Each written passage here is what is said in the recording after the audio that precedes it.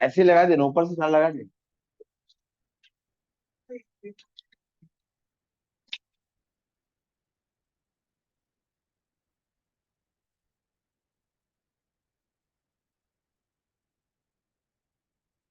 W equal to F S cos theta last class में देखा था हमने। ये जो कॉस थीटा है, ये जो थीटा है, ये एंगल थीटा कहता है angle between force under consideration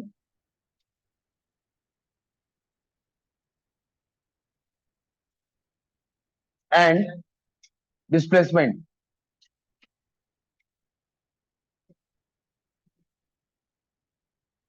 ऐसा क्यों लिख रहा हूं मैं?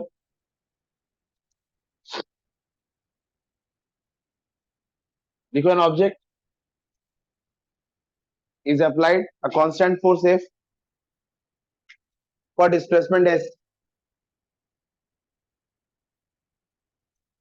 An object is applied a constant force F for displacement S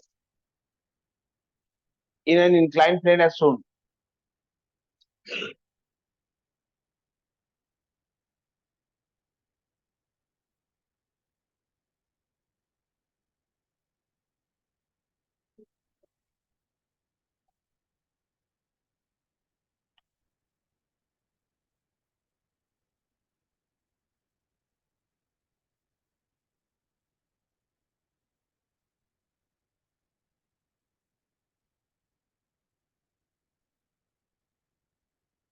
मत बात करो बस, डायग्राम समझे। An object is applied a constant force F for displacement S बोला मैंने, डिस्प्लेसमेंट को D कर लो, for displacement D in an inclined plane as shown.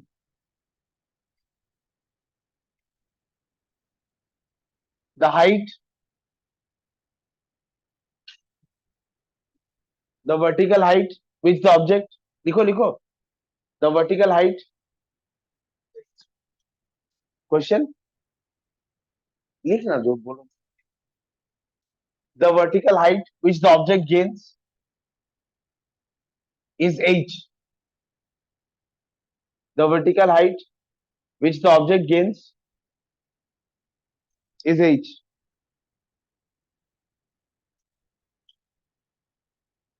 Calculate the work done by gravity. Calculate the work done by gravity.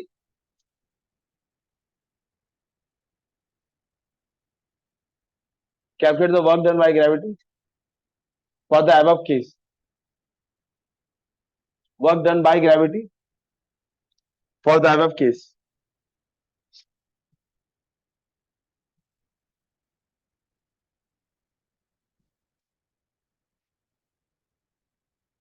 इस object में एक force लग रहा है ना, लेकिन क्वेश्चन में क्या बोलते हैं, work done by gravity.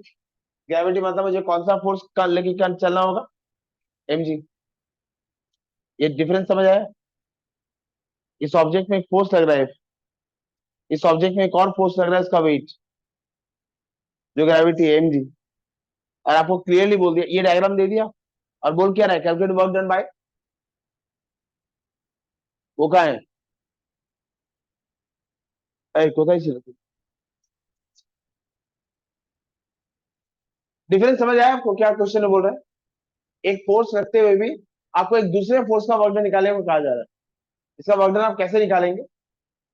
Formula ये रहेगा, और ये जो थीटा है, ये थीटा के angle between force and displacement. अगर मैं ग्रेविटी को फोर्स पकड़ता हूँ, डिस्प्लेसमेंट इस डायरेक्शन में हो रहा है ना, फोर्स और डिस्प्लेसमेंट में एंगल कितना होगा, ये 90 प्लस थीटा ना, तो क्या लिखूंगा, कॉस 90 प्लस थीटा। ये बात समझ आई? एंगल ऑप्टियूज हो गया कि एक्यूट है? ऑप्टियूज हो गया ना।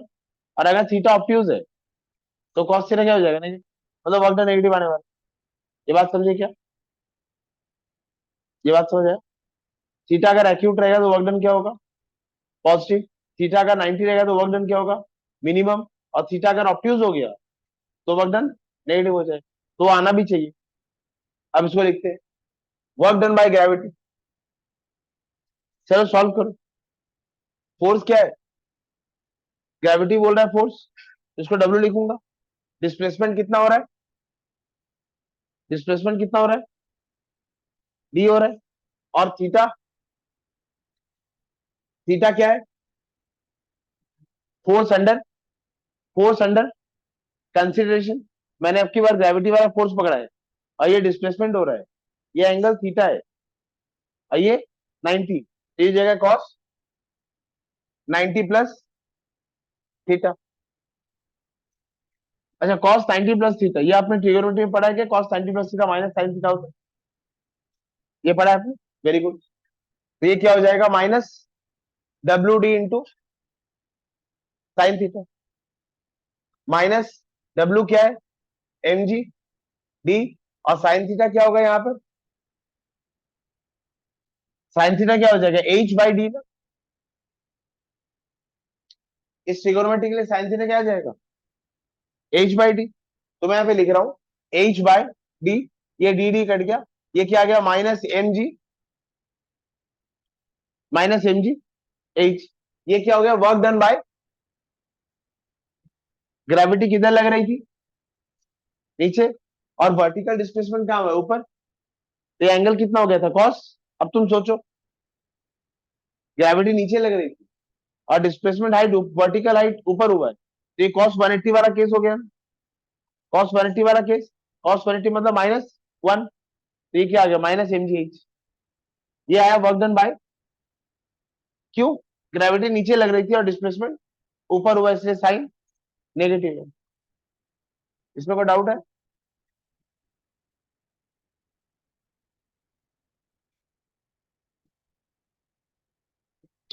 अब लिखो, this work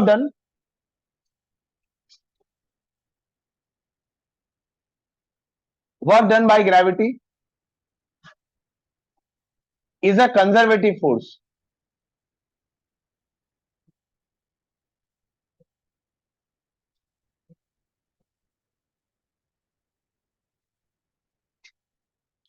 work done by gravity is a conservative force. Naman, ये समझ आया? बता रहा हूं, is conservative in nature. Conservative force अलग चीज हो गया, ग्रेविटी वाला जो वर्क डन होता है वो कंजर्वेटिव इन नेचर है। इसका ये मतलब होता है, it does not depend, it does not depend on the path, it always remain same.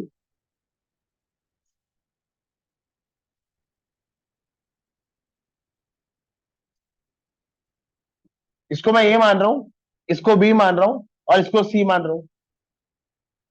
मैं ए से, एम ही नहीं है ना आज, इसको ऑनलाइन करना था। मैं ए से बी जा रहा हूं इस डिस्प्लेसमेंट के थ्रू। मैं ए से बी ऐसे भी जा सकता था, पहले ए से सी जाऊंगा फिर सी से बी जाऊंगा, इसमें भी वर्क डन होगा अलग अलग, इसमें वर्क डन होगा।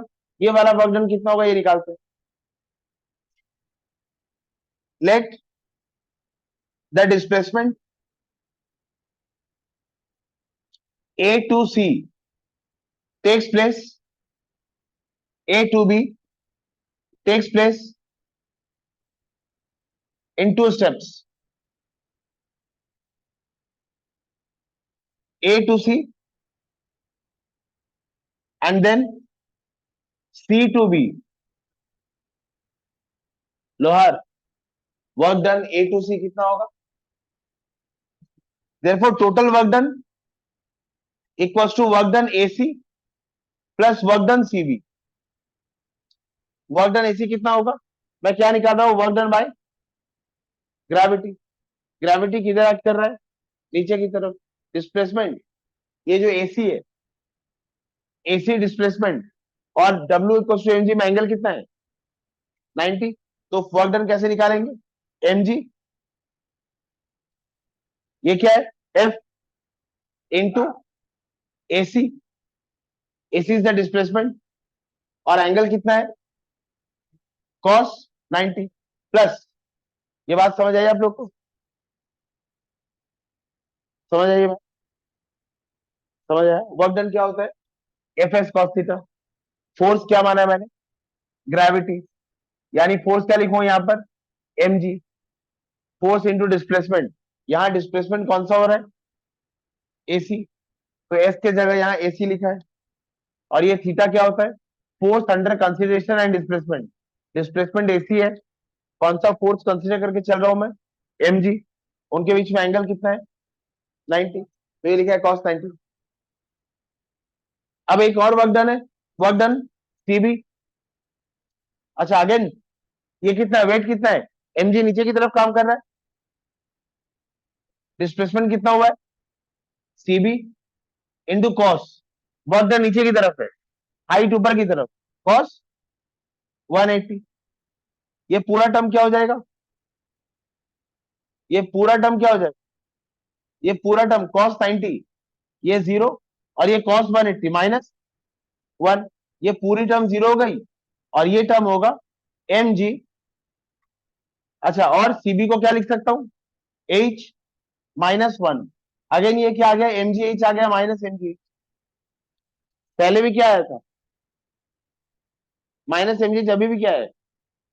मतलब अगर मैं इस ऑब्जेक्ट को ऐसे भी लेके आऊं ना, ये पाथ 1, ये पाथ,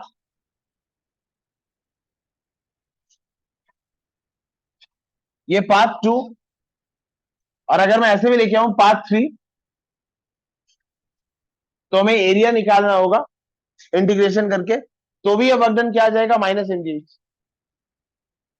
ये पाथ इंडिपेंडेंट हो गया। इसको कहते हैं ये कंजर्वेटिव फोर्स है। सॉरी, कंजर्वेटिव फोर्स दूसरा चीज है। ये work done against gravity conservative in nature है। इसको लिख लीजिए।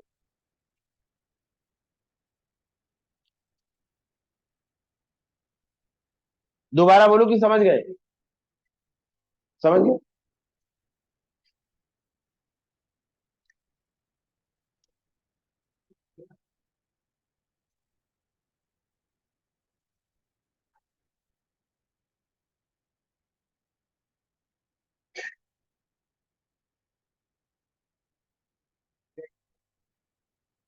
आप क्या निकाल रहे? Work done, gravity. ग्रेविटी किधर एक्ट कर रहा है? ग्रेविटी एमजी नीचे एक्ट कर रहा है, और डिस्प्लेसमेंट कहाँ हो रहा है? H ऊपर की तरफ। ये एंगल 180 है।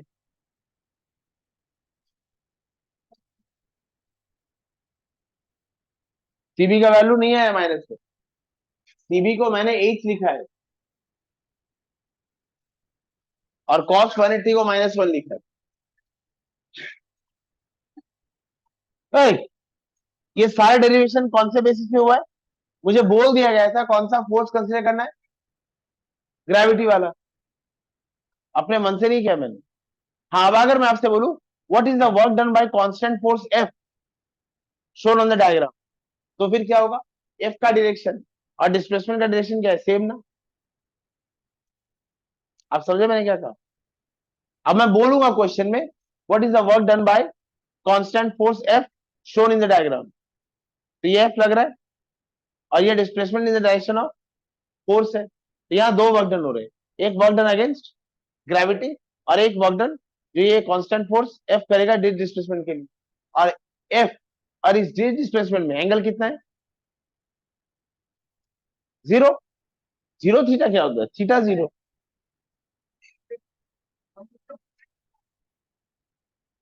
आ, आ, आ, एक और वर्क डन क्या आएगा इसमें? वर्क डन,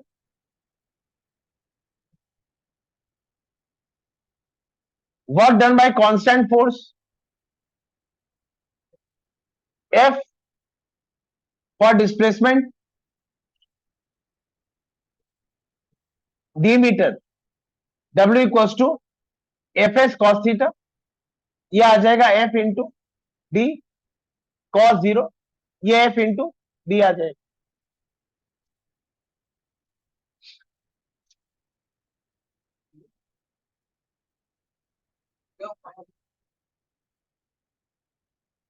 एक और लिखो, a body,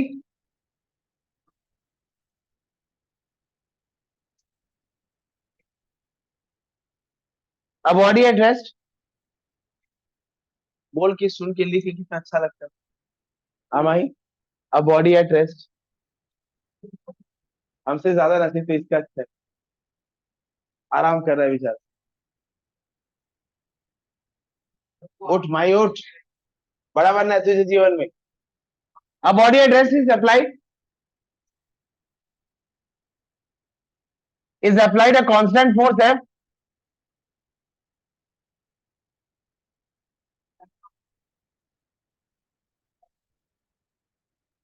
in the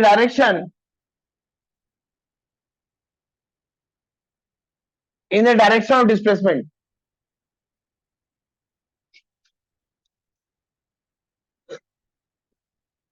for time T such that it acquires a final velocity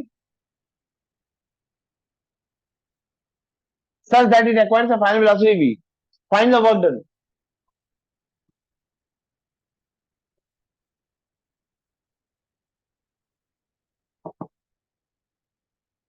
If mass of body is m,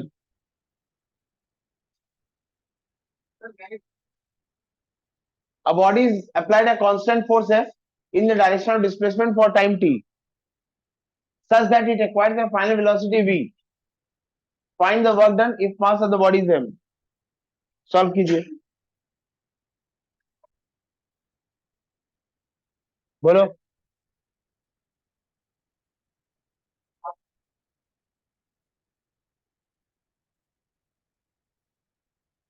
इस पूरे चैप्टर के लिए आपको इस पूरे चैप्टर के लिए आपको एक एडवाइस दे रहा हूँ। डब्ल्यू सुनेगा तू, डब्ल्यू, हाँ मुझे मंजूर है तुझसे बात कर। वर्क डन लास्ट क्लास में क्या एम्फेसाइज किया था हमने, एफ एस कॉस थीटा। इस पूरे चैप्टर में थ्योरी या क्वेश्चन न्यूमेरिकल सॉल्व करते वक्त आप जो लॉज ऑफ मोशन है हमेशा मानकर चलेंगे, जब जरूरत पड़ेगी उनको लगा लेंगे। सिर्फ W equals to F S cos theta पे ध्यान नहीं रहेगा आपका। जहां जहां लॉज ऑफ मोशन लगते हैं, V equals to U plus A T, B square minus square equals to 2s, S equals to U plus half A T square, ये आप थॉरली लगा देंगे। इस क्वेश्चन को मैं सॉल्व करता हूँ। मान लेते हैं एक ऑब्जेक्ट है, ये रेस्ट में है, इनिशियल वेलोसिटी 0 है, मैं कांस्टेंट फोर्स एफ लगा रहा हूं in the direction of displacement. मान लो डिस्प्लेसमेंट एस हुआ है, और इस टाइम पे टी टाइम के बाद टी टाइम इलेप्स हुआ है, और इसमें इसकी वेलोसिटी कितनी आई है, वी। और मुझे निकालना क्या है, अरे मुझे निकालना क्या है, मुझे इतना वक्त निकालना है कि इसकी वेलोसिटी रेस्ट से कितनी में आ गई, वी में आ गई। तो मैं इसको सॉल्व कर रहा हूं। वर्क डन का वही फॉर्मूला रहेगा, F S cos theta, F and S are in the same direction. Jumanji वाला work, theta 0 degree, cos 0 1, maximum work done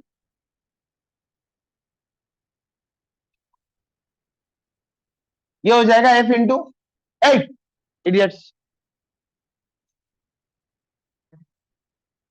cos 0, ये वैल्यू 1 हो गया, डब्ल्यू को एफ एस आ गया ना। अब मुझे एस चाहिए, applying third law, third equation, applying third equation of motion, V square minus U square equals to, Ajit बात करेंगे, जो समझाया जा रहा है वो नहीं समझेंगे। Applying third law third equation of motion, V square minus U square equals to S, इससे मैं क्या निकाल सकता हूं, S, V square minus 0 square equals to 2s, S कितना आ जाएगा मेरे भाई, एस कितना आ जाएगा, वी स्क्वायर बाय 2 है। तो यहाँ इसमें याद करने का क्या है, ये इतनी बार किया ये, किसी नवजात को, तोते को याद करा दे, उसको याद हो जाइए। एस क्या होगा, वी स्क्वायर बाय 2x। और फोर्स किसके बराबर होता है? फोर्स मां के बराबर होता है ना। ये ए कट गया, ये क्या आ गया, हाफ एम वी। अरे ये तो देखा हुआ लग रहा है।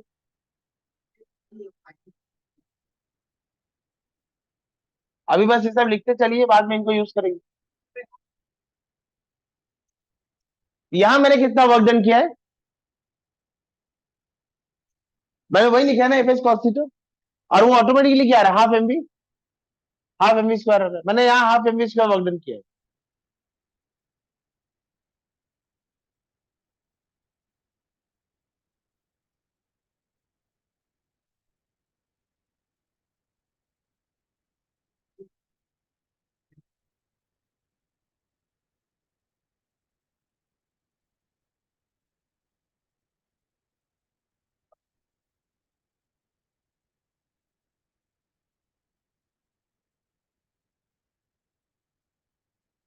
A constant force है, a body,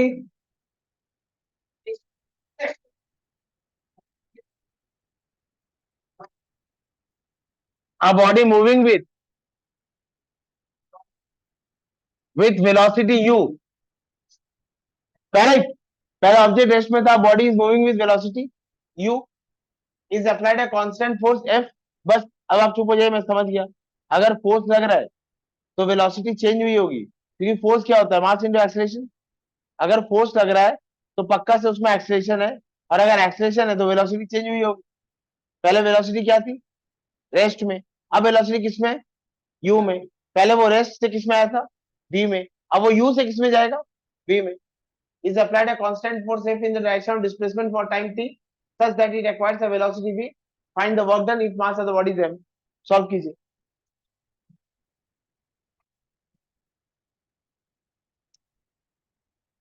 सॉल्व करो। अरे पहले वो रेस्ट में था, अभी वो इनिशियल वेलोसिटी u रखता है, और वो u चेंज हो गया v हुआ है। हाँ, अभी इनिशियल वेलोसिटी है, पहले वो रेस्ट में था। तो अब वर्क डन कितना होगा?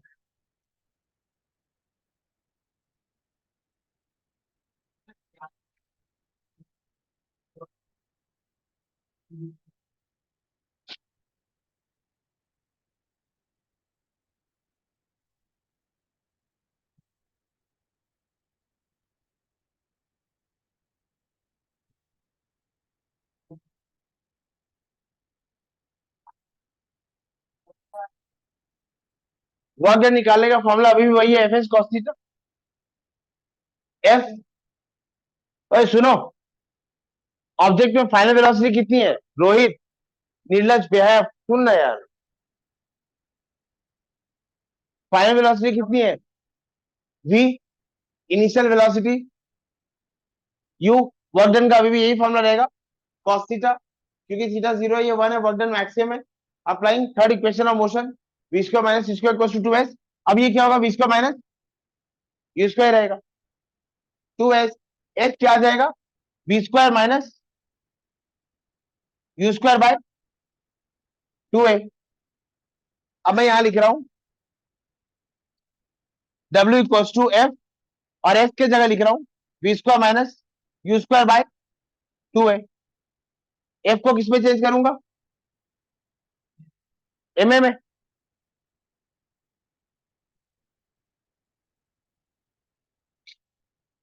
v square minus u square by 2a, ये एक कट गया।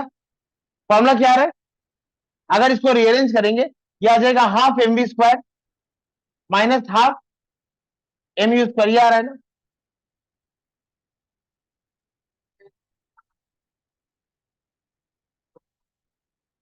अच्छा एक बात बताइए, इसके पहले वाले केस में ये क्या हो गया था, जीरो। इसके पहले वाले केस में ऑब्जेक्ट रेस्ट में था, तो ये टर्म जीरो हो गई थी। तो half M V square minus zero था, अब ये half M V square minus half M U square है।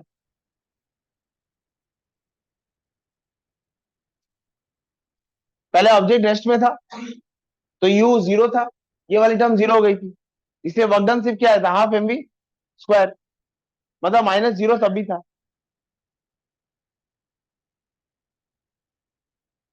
डॉटर समझी?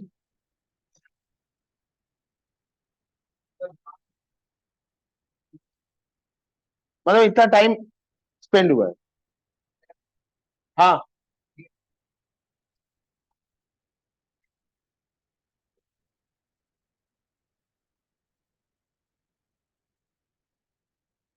अच्छा।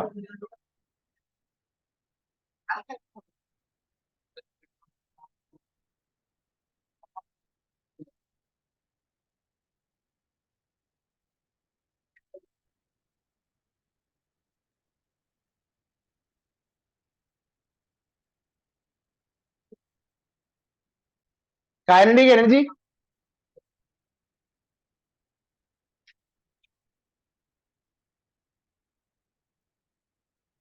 काइनेटिक एनर्जी को डिफाइन किया जाए। एक कॉमन ऑब्जर्वेशन था कि अगर कोई ऑब्जेक्ट रेस्ट में है, उससे मुझे कोई नुकसान नहीं होता। लेकिन वही ऑब्जेक्ट अगर चलता हुआ आ रहा है, उड़ता हुआ आ रहा है, और वो मेरे कांटेक्ट में आता है, तो मुझे नुकसान कभी कभी पहुंचा देता है। एक ऑब्जेक्ट जो रेस्ट में है, वो मुझे कभी नुकसान नहीं पहुंचा पाता। पर एक ऑब्जेक्ट जो मूव करके आ रहा है, तो चांसेस है कि वो मुझे नुकसान पहुंचा देगा। हो सकता है मास बहुत कम है, वेलोसिटी बहुत कम है, तो वो आके मेरे से टकराया और गिर गया। लेकिन हाँ, अच्छा खासा मास और अच्छी खासी वेलोसिटी है, तो मुझे नुकसान पहुंचा दे। या मैं ऐसे कह सकता हूँ, एक बहुत भारी ऑब्जेक्ट जो रेस्ट में था, मैं उसके बगल से गुजरा, उसने मुझे कोई नुकसान नहीं पहुंचाया। लेकिन जब वो वेलोसिटी से आया, वो मुझे नुकसान पहुंचाया। मुझे नुकसान उस ऑब्जेक्ट का ही, मुझे नुकसान उस ऑब्जेक्ट के मास से नहीं पहुंचा है। क्योंकि मास तो तब भी था जब वो रेस्ट में था। फिर मैंने देखा कि जब उसके अंदर वेलोसिटी आ रही है, तब उसके अंदर कोई एक क्षमता है कि वो उस क्षमता से मुझे नुकसान पहुंचा सकता है। वो जो क्षमता है, कैपेसिटी है ना, टू कॉज मी हार्म, उसको हमने कह दिया वो एनर्जी है उसकी। और ये एनर्जी उसके अंदर कब आ रही है? जब वो मोशन में है। तो यहाँ हमने एक वर्ड डिफाइन किया, काइनेटिक एनर्जी। और इसको हमने कह दिया, it is the energy possessed by object when it is in motion. It is the energy,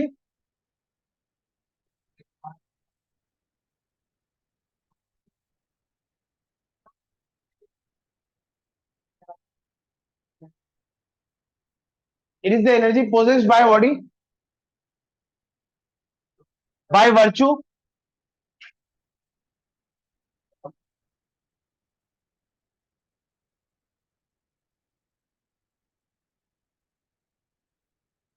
Stirling, इसका क्या मतलब है?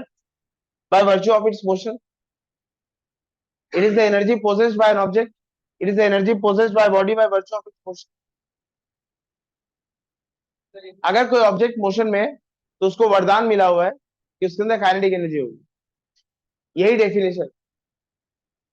मत बात करो आपस में, सुनो इधर। Definition are really important. Kinetic energy के बारे में हो सकता है तुम किसी और संसार में कुछ और सोचोगी। इस संसार में काइनेटिक एनर्जी का मतलब यही है। अगर कोई ऑब्जेक्ट मोशन में है, तो उस मोशन से रिलेटेड उसके पास एक एनर्जी होगी, उसको हम कहते हैं वो काइनेटिक एनर्जी। और पोटेंशियल एनर्जी का डेफिनेशन क्या क्या है? मत बात कर अनिमेश, मत बात।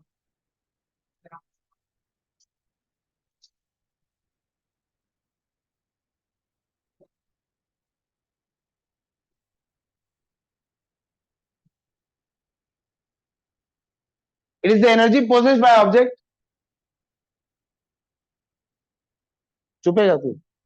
अच्छा, वही मास अब नीचे है, रेस्ट में, मुझे उससे कोई डर नहीं। लेकिन यही मास रेस्ट में है, लेकिन थोड़े हाइट के ऊपर।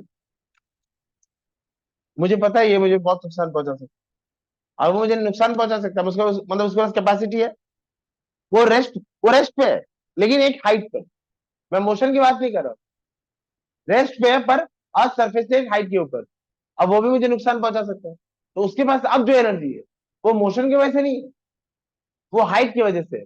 Because of the height from the surface of earth. और उस एनर्जी को हमने क्या कह दिया? Gravitational potential energy.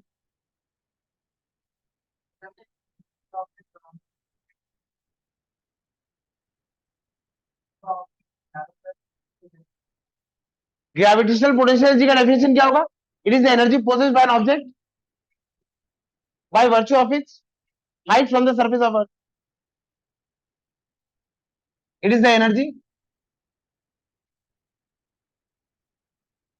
possessed by an object by virtue of its height from the surface of earth.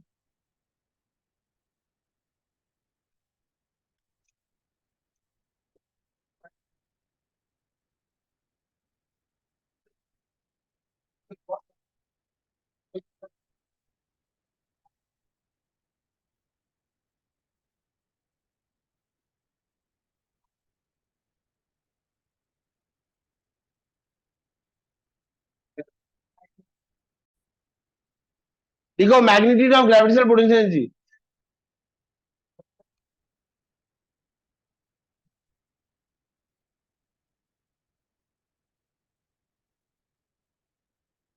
Of gravitational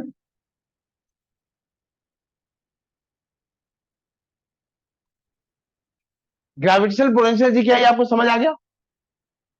ओ बहन, ग्रेविटेशनल पोटेंशियल एनर्जी क्या है? It is the energy possessed by an object by virtue of it's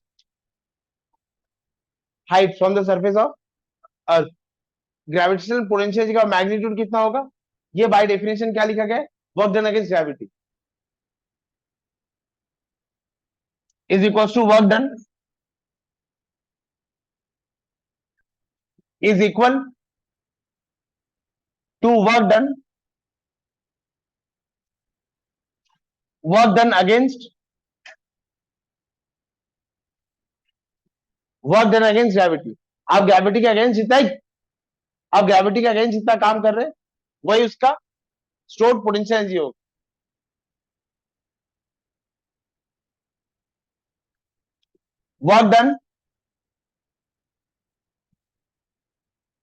work done against gravity is equal to stored gravitational potential energy. Lahore पहला वाला जो case किया था, F force लगाया था, डी डिस्प्लेसमेंट हुआ था, ये थीटा था, ये mg था, ये 90 था। अच्छा, यहां वर्क डन बाय ग्रेविटी कितना था? ये वर्टिकल हाइट h था। यहां वर्क डन बाय ग्रेविटी कितना था? mgh minus mgh।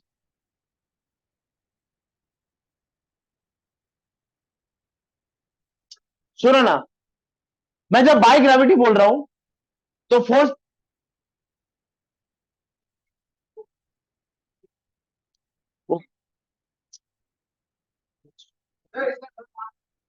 मैं जब बाय ग्रेविटी बोल रहा हूं तो मैंने मेंशन कर दिया ना, वो फोर्स जो नीचे की तरफ लग रहा है, पर डिस्प्लेसमेंट कहां हो रहा है? ऊपर की तरफ। अब मैं आपसे कह रहा हूं वर्क डन अगेंस्ट ग्रेविटी, तो मैं आप कौन से फोर्स की बात कर रहा हूं? वो फोर्स जो ऊपर की तरफ लग रहा है। अब समझी? दोबारा बोल रहा हूं। अब मैंने वर्ड में क्या बोल दिया? वर्क डन अगेंस्ट ग्रेविटी कितना? mg। और मैं एक फोर्स लगा रहा हूं अगेंस्ट ग्रेविटी, मतलब मैं जो फोर्स लगा रहा हूं वो क्या? mg। ज्यादा फोर्स नहीं लगा रहे हम, ज्यादा फोर्स लगाएंगे तो उसमें एक्सलेशन आ जाएगा। अभी हम कंजर्वेशन की बात कर रहे हैं। मैंने ये क्या बोला है? ग्रेविटी कितनी है, और मैं जो फोर्स लगा रहा हूं अगेंस्ट ग्रेविटी लगा रहा हूं, मतलब फोर्स कितना लगा रहा हूं? mg। और डायरेक्शन क्या है? mg के ऊपर। तो ज्यादा फोर्स कहां से होगी?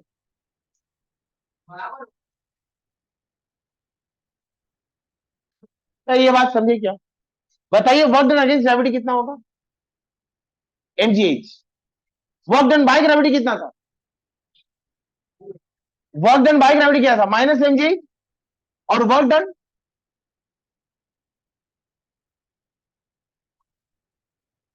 अगेंस्ट ग्रेविटी कितना होगा? mgh। और ये जो वर्क डन अगेंस्ट ग्रेविटी है, यही ऑब्जेक्ट के अंदर स्टोर ग्रेविटेशनल पोटेंशियल एनर्जी होगी। ये बात समझ आई तुम्हें? सो पोटेंशियल एनर्जी, इसको यू से लिखा जाता है, और इसका फॉर्मूला क्या होगा? mgh। ये कंजर्वेटिव इन नेचर है या नॉन कंजर्वेटिव? तुम कहीं से भी आओ यहां पर, उसके अंदर स्टोर्ड पोटेंशियल एनर्जी कितनी होगी? mgh। आप यहां से आइए, यहां से आइए, आप यहां से आइए, यहां से आइए, वो यू क्या होगा, ये path one, path two, path three, path four. अगर आप यहां आ रहे हैं तो उसके अंदर पोटेंशियल जी कितनी होगी स्टोर, वो एमजीएच ही होगी। चलेगा? हाँ।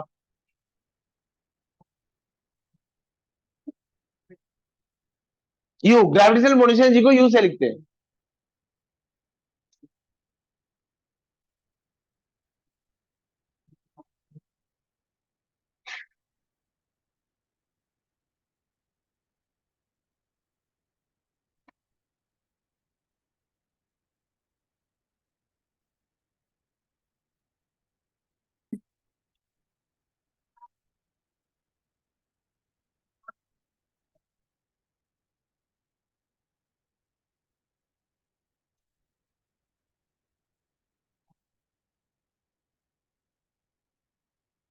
काइनेटिक एनर्जी का मैग्नीट्यूड कितना होगा?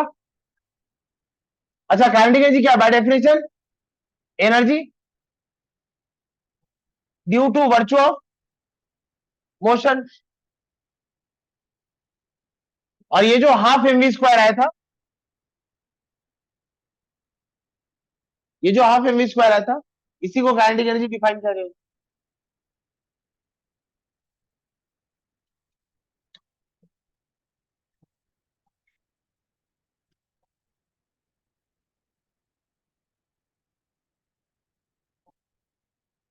सुनिए इधर, सबसे पहला जो केस किया था उसको केस वन नाम दे दो, work done by gravity.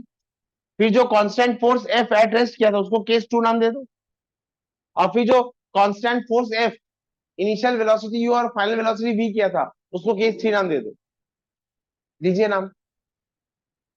Work done by gravity case one, work done by constant force F on object at rest वाला case two, work done by constant force F on object moving with initial velocity u, ये हो गया case three.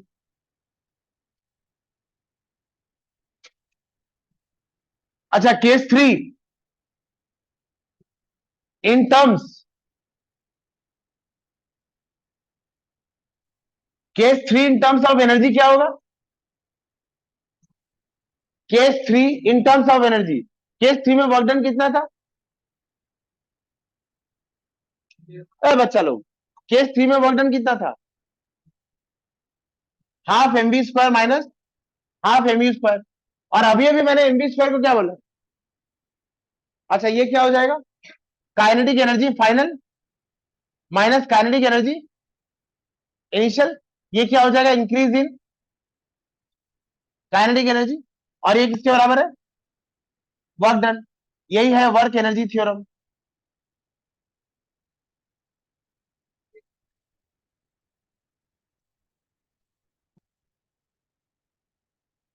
Ajit, work energy theorem क्या कहता है?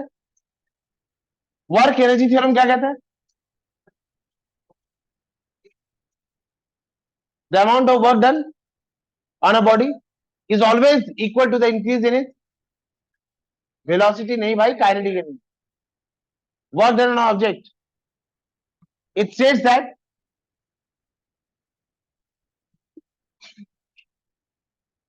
it says that work done on an object is always equal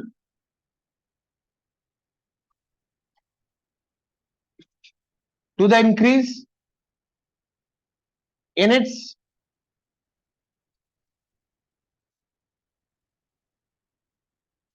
kinetic energy. आप जितना work done करेंगे उतना ही उसकी काइनेटिक एनर्जी बढ़ेगी। Work energy theorem, work energy theorem, work energy theorem. हाँ, जुमान जी, वर्क एनर्जी थ्योरम क्या कहता है? वर्क एनर्जी थ्योरम क्या कहता है?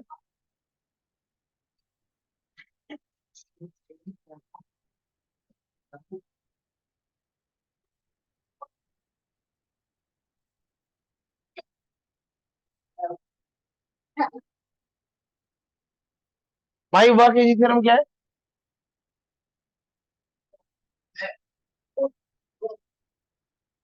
शालिन, वर्क एनर्जी थ्योरम क्या है? वर्क एनर्जी थ्योरम क्या कहता है? अभी भी आपको समझाया। उसका एक कंक्लूजन था, वो क्या था?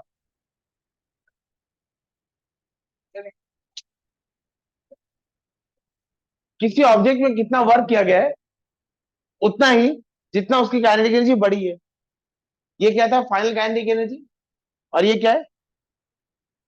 Initial kinetic energy. Final kinetic energy से इनिशियल काइनेटिक एनर्जी माइनस कर दीजिए तो आपको क्या मिलेगा? काइनेटिक एनर्जी कितनी बढ़ी है? ये किसके इक्वल होता है? जितना आपने वर्क किया है। The amount of work done on an object is always equal to the increase in its kinetic energy.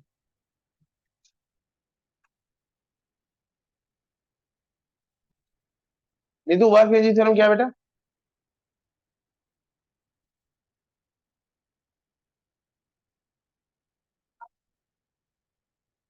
Hindi में बोल। समझ आ गया तुझे?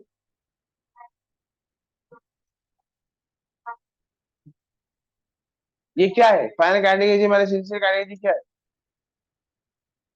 Final kinetic energy minus initial kinetic energy, इसको मैं क्या बोलूंगा?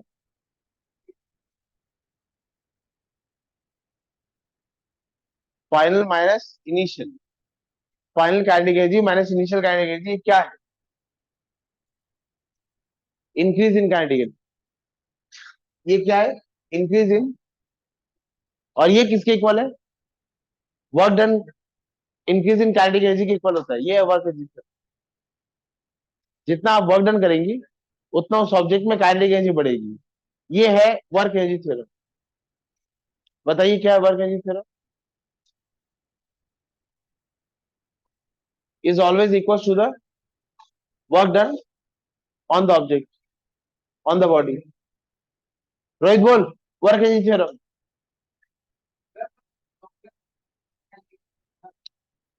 इसको पूछा, समझाया, उसको 3 बार वो बोली। तू अब एक बार भी नहीं बोल सकता है। वर्क एनर्जी थ्योरम क्या है?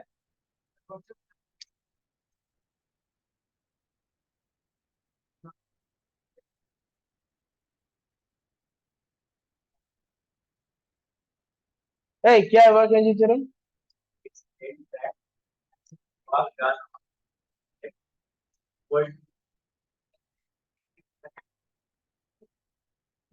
ओए अनपढ़, बोल क्या है work energy theorem?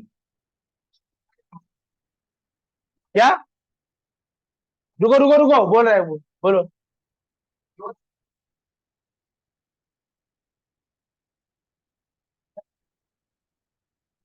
Work done of an object या work done on the object, दोनों में। ओ सॉरी, तू अनपढ़ है। दोबारा बोल। Is always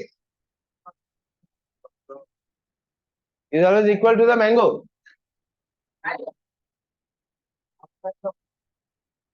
is always equal to the is always equal to the kinetic energy इनके।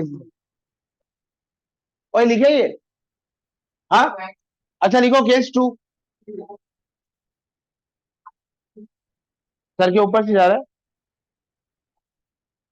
सर के कहीं से भी नहीं जा रहा है। कहीं से भी नहीं जा रहा है।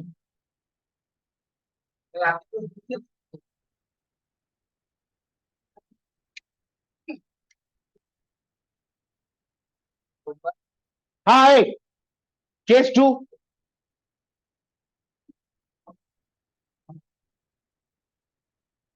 केस 2 में वर्कडन क्या था? केस 2 में वर्कडन क्या था?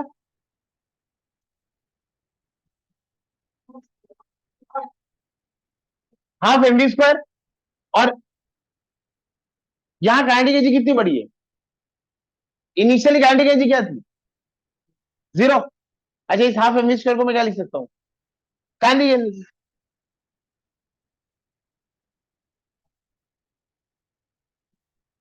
ये काइनेटिक एनर्जी है ना? ये काइनेटिक एनर्जी। अच्छा, और मोमेंटम क्या होता है? P equals to MV. By definition of linear momentum,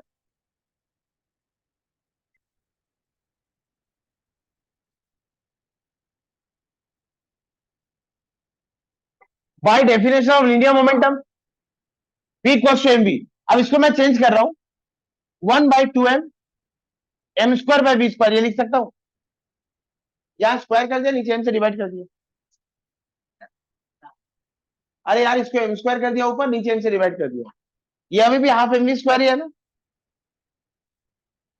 बाबू, ये एम था, ये एम था, इसको एम स्क्वायर कर दिया, नीचे एम से डिवाइड कर दिया। हाँ हाँ। अब इसको मैं क्या लिख सकता हूं, M V whole square by 2m, M V whole square by 2m। और ये एम वी क्या है, मोमेंटम। ये हो जाएगा P square by kinetic energy और मोमेंटम में रिलेशन क्या आ गया, kinetic energy equals to momentum whole square by 2m।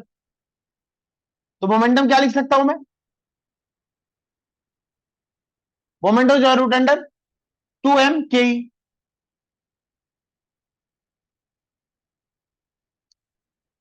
मास को 2 से मल्टीप्लाई करना, काइनेटिक एनर्जी से मल्टीप्लाई करना, उसको स्क्वायर रूट करना, वो आपको मोमेंटम दे देगा।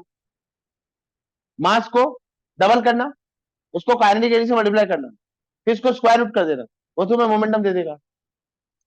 P equal to root under 2m के। ये हो गया relation between kinetic energy and momentum. Relation between kinetic energy,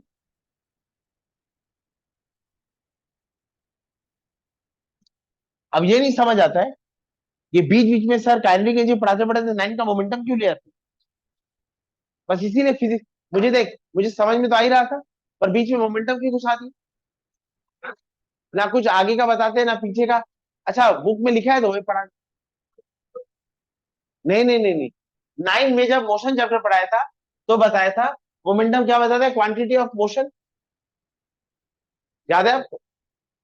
momentum product and product of mass and velocity, ये बुक में लिखा था। मोमेंटम का लिटरल मीनिंग क्या होता है, क्वांटिटी ऑफ मोशन, एक ऑब्जेक्ट में कितना मोशन है, और मोशन की वजह से उसके अंदर क्या आ रही है, काइनेटिक एनर्जी। तो मोशन से रिलेटेड मुझे दो पैरामीटर मिले, क्योंकि मोशन है तो उसके अंदर मोमेंटम भी है, और क्योंकि मोशन है तो उसके अंदर काइनेटिक एनर्जी भी है। अब मैं ये पता करना चाहता हूं, जो मोशन हो रहा है उसके वजह से उसमें कितना मोमेंटम है और कितना काइनेटिक एनर्जी है, और उन दोनों में रिलेशन क्या है, इसलिए ये डेरिवेशन किया है। तो मास को क्या करेंगे, डबल, और किससे मल्टीप्लाई करेंगे, काइनेटिक एनर्जी, फिर इसको स्क्वायर रूट करेंगे, और वो आपको क्या देगा, मोमेंटम। चलिए,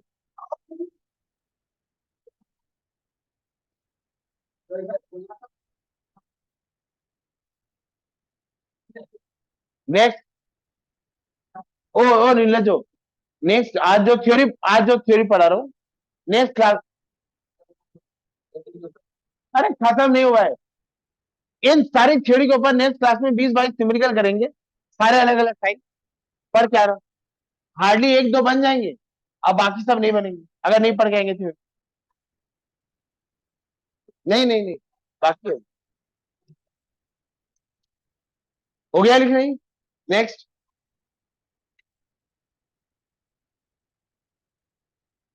पी किसके बराबर आया,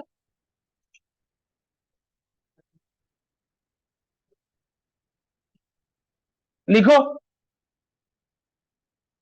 to object have same momentum. हाँ लिख, टू ऑब्जेक्ट,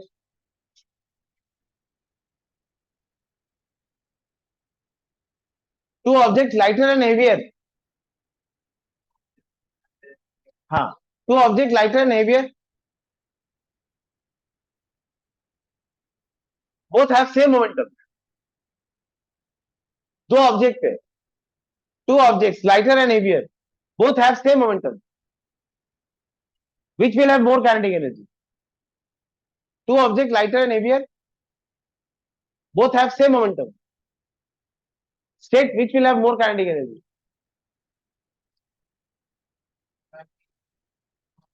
चल चल, यही पूछने वाला था तू। हाँ, बड़ा पूछने वाला, चल।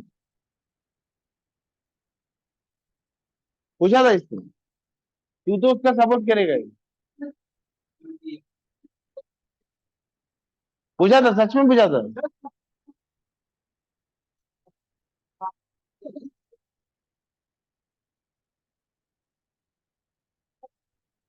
To object lighter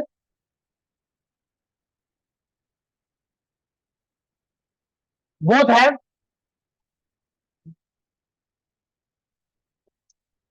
have same momentum. हाँ, आप क्या करते हैं देखो, तो मुझे दो इक्वेशन मिलेंगे। Kinetic energy one equals to P square by two M one, and kinetic energy two equals to P square by two M two. Ratio ले लेते क्लियरली। अच्छा, kinetic energy and mass are inversely proportional. थक गया मैं इन लोग से। Kinetic energy और मास क्या है? कब? जब मोमेंटम कांस्टेंट है। व्हेन मोमेंटम,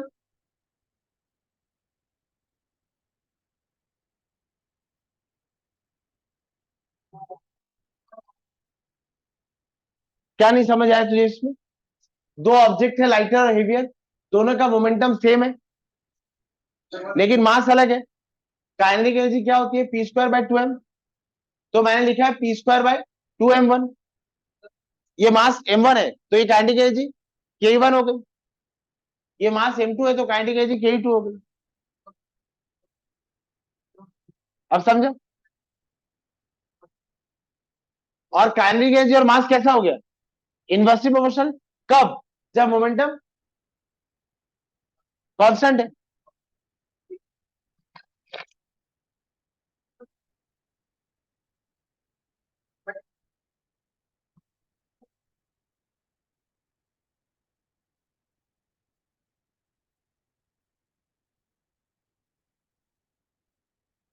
समझा? देखिए इधर,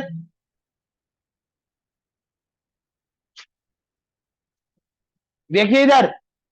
ओ भाई साहब देखिए, तो मैं क्या लिख सकता हूं?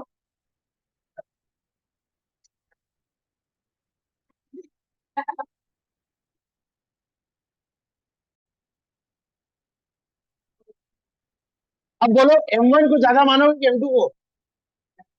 एम वन लाइटर और M two heavier. Let M one mass of lighter object, M two mass of heavier object.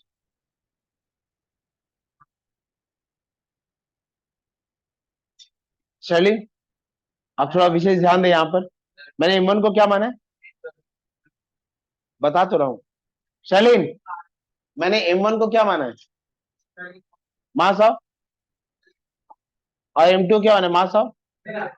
तो M two by M one, ये वन आएगा, ग्रेटर देन वन आएगा, लेस देन वन आएगा?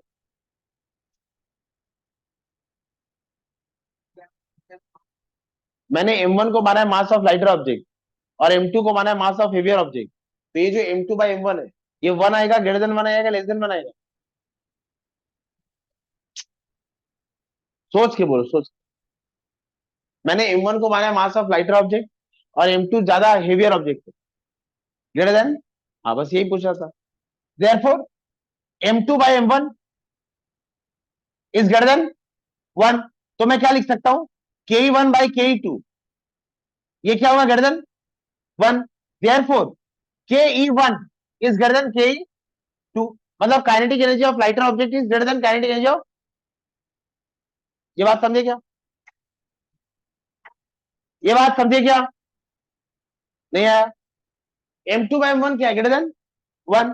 तो मानिए M two by M one को क्या लिख दिया? Greater than one. और ये क्या था? के वन, और इसको यहां मल्टीप्लाई कर दिया के टू। तो किसका काइनेटिक एनर्जी ज्यादा आ गया? लाइटर ऑब्जेक्ट का। Therefore lighter object has greater kinetic energy than heavier object.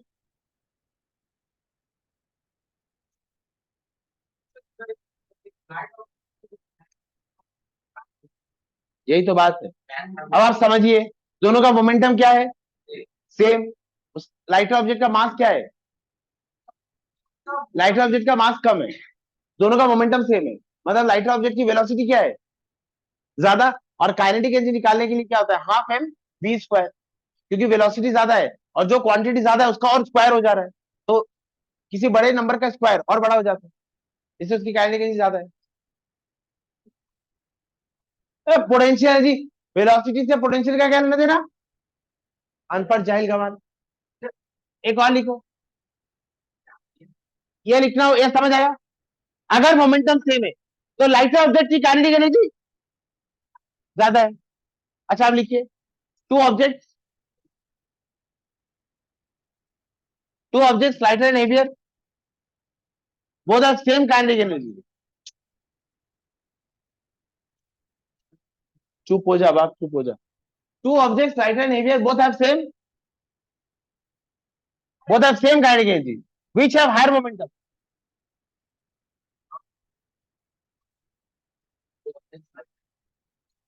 अब की बार दोनों ऑब्जेक्ट का काइनेटिक एनर्जी सेम है, which have higher momentum। मुझे नहीं पता, आप मुझे समझाइए। चुप, बात ना बात मत कर तुम मुझसे, मुझे बात ही नहीं करना। गलती हो गई बात। हाँ, अब की बार दोनों की काइनेटिक एनर्जी सेम है, किसका मोमेंटम ज्यादा है ये बताओ। आइए आंसर हमें देगी कशिश। कशिश को पहले सॉल्व तो करने दे।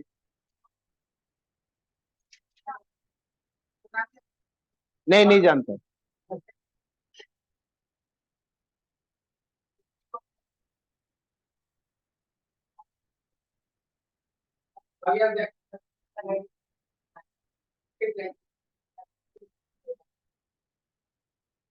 देखो क्या बेटा, हेवियर ऑब्जेक्ट,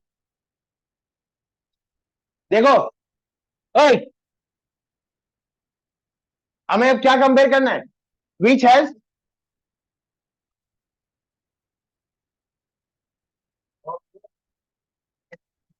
मोमेंटम और काइनेटिक एनर्जी का रिलेशन पता है हमें, मास को डबल करते हैं, काइनेटिक एनर्जी से मल्टीप्लाई करते हैं, और फिर स्क्वायर रूट ये मोमेंटम के बराबर था।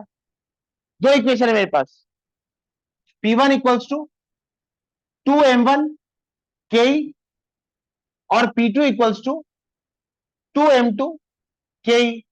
दोनों का रेशियो लेते हैं, P1/P2, 2m1 के, 2m2 के। Given kinetic energy same, given kinetic energy of both object is same. ये कट गया, 2 कट गया, P1/P2 equals to root under m1/m2। अब इसका क्या कर सकते हैं, फिर ये स्क्वायर हो जाएगा। आपको मोमेंटम कंपेयर करना, उसका स्क्वायर नहीं।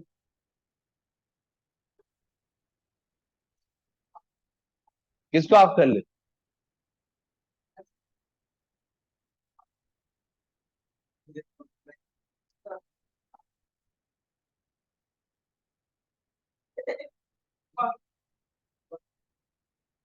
तो सब पेट भर के सांस लेके आ जाओ तो बस, सारी एनर्जी यही खर्च हो जाती। नहीं है, नहीं।